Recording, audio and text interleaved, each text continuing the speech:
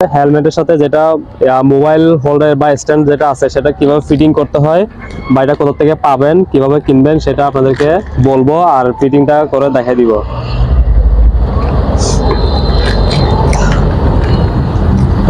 এটা একদম সিম্পল, এখানে বেশি কিছু নাই, সামান্য কয়েকটা জাস্ট ঠিক আছে, জাস্ট এটা ফিটিং করলে হয়ে যাবে। এটা হচ্ছে যে আপনি মোবাইলটা এভাবে করে লাগাইলে এভাবে আপনার এভাবে থাকবে, অথবা এভাবে করে দিলে হবে। আরেকটা হচ্ছে যে এখানে যদি লম্বা লম্বি করতে চান এখানেও দেওয়া যাবে, কারণ আমি এখানে এভাবে দিলাম, দিয়ে এটা জাস্ট ফিটিংটা করে দিলে লেগে যাবে। এরপর আমাদের মেইন কাজটা হচ্ছে যে এখানে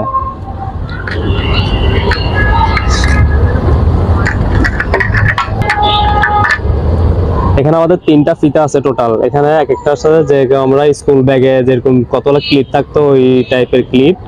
এখানে 2টা ফিতা আছে, 2টা ফিতা এইখানে দিয়ে আপনার এভাবে করে ঢুকাই দিয়ে জাস্ট টাইট দিয়ে এটা আপনার ফিটিং করে দিতে হবে। আমি করতেছি। এখানে যে ফিতাটা আছে জাস্ট এটা এখান থেকে নিয়ে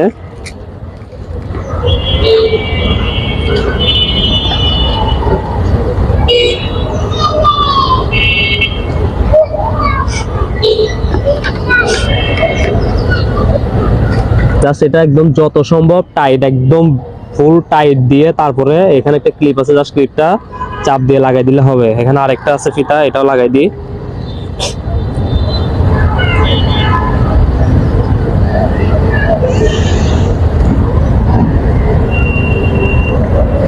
এটা একদম সুন্দর মতো ফিট সাইড থেকে ফিটিং করে তারপরে একদম টাইট দিয়ে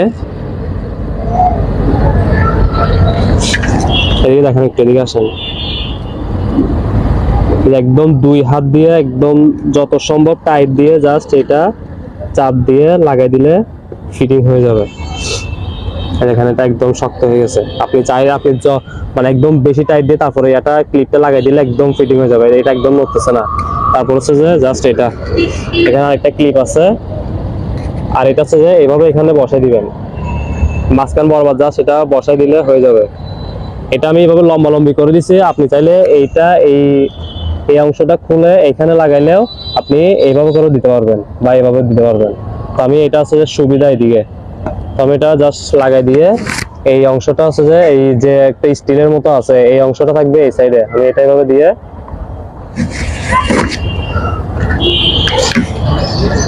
এটা একদম ভালো করে টাইট দিতে হবে, নাইলে মোবাইল পড়ে যাওয়ার সম্ভাবনা থাকবে।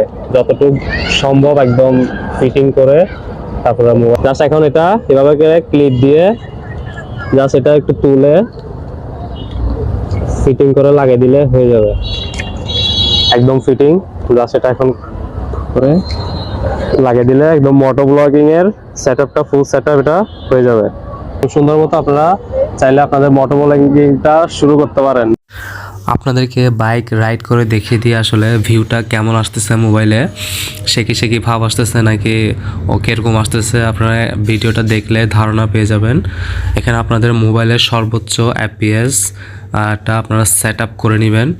যেমন আমার মোবাইলে এটা হচ্ছে আপনার 1080p-তে 60 এফপিএস সেট আপ করা আছে, এর জন্য। আর এটা OIS সাপোর্ট করে, এর জন্য আপনার এটা শেখি ভাব তেমন হচ্ছে না।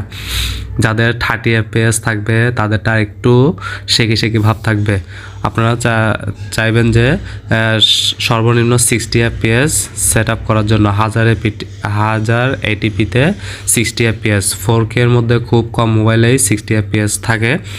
আপনারা 1080p-তে রেকর্ড করবেন। 60 এফপিএস ওয়ালা মোবাইল কিনে নেবেন, অথবা না থাকলে তো কিছু করার নাই, আস্তে আস্তে কিনবেন, সমস্যা আস্তে ধীরে পরে কিনবেন। কিন্তু আপনারা চেষ্টা করবেন 60 এফপিএসটা মিনিমাম। আর হচ্ছে যে OIS সাপোর্ট করে এরকম একটা ক্যামেরা দিয়ে আপনারা ভিডিও রেকর্ড করার জন্য। সবাইকে ধন্যবাদ। এখন আমি বলি এটা আমি আসলে কোথা থেকে নিয়েছি এই মোবাইল হোল্ডার, এটা হেলমেট হোল্ডার। তো আসলে এটা আমি দারাজ থেকে নিয়েছি। দারাজ থেকে এটার প্রাইস পড়েছিল আমার প্রাইস ছিল আপনার 200 টাকার মতো, কিন্তু এটা ডিসকাউন্ট দেওয়ার পরে এটা আর অনেক কমে 170 বা 80 টাকা দিয়ে এই হোল্ডারটা আমি নিয়েছি। তো এটা চাইলে আপনারাও নিতে পারবেন। এটা আমার ওই ভিডিওর প্রথম কমেন্টে আমি লিঙ্ক দিয়ে দিব, আপনারা চাইলে ওখান থেকে ক্লিক করে কিনতে পারবেন, অথবা দারাজের সার্চ দিলেও আপনারা পাবেন। আমি আপনাদের সহজ হওয়ার জন্য লিঙ্ক দিয়ে দিব, লিঙ্কে ক্লিক করে আপনারা একদম সহজেই কিনে ফেলতে পারবেন।